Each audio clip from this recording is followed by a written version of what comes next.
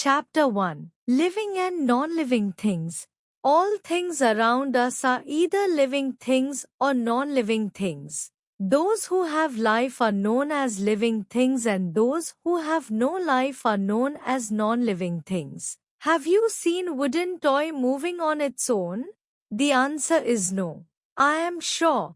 You must have seen a boy moving on his own. The toy cannot move because it is a non-living thing. The boy, on the other hand, is a living thing. Let's learn more about living and non-living things. Differences between living and non-living things. Living things can move. Living things like humans and animals like dog and elephant move from one place to another in search of food, water and shelter. Plants like touch-me-not and sunflower show movement. Non-living things cannot move on their own.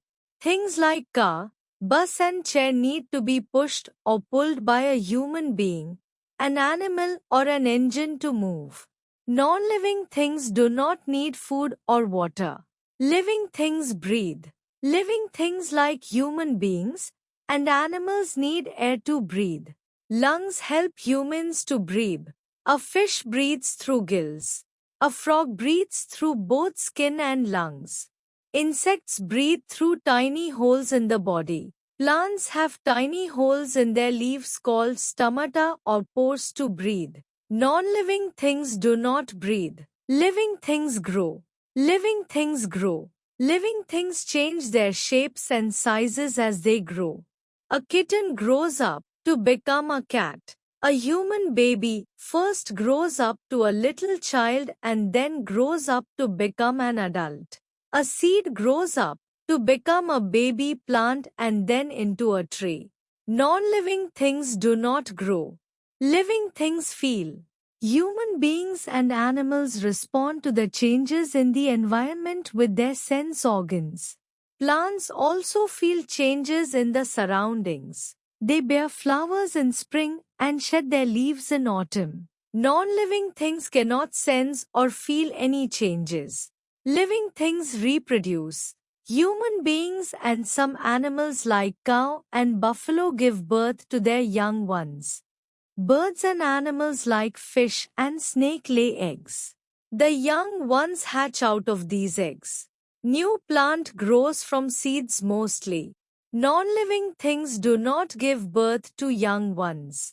Similarities between living and non-living things. Let's learn about some similarities between living things and non-living things. Everything, living or not, has both weight and takes up space. Like a boy has weight and occupies space, a cupboard does too. Both the things are formed of some material. For example, the body of human beings and animals has skin, bones and flesh. Similarly, a table is made up of wood, plastic or glass. Both the things are affected by weather conditions. For example, a child may fall sick when he gets wet in the rain for a long time. Similarly, a thing made up of metal like iron can develop a brown flaky layer when kept in air.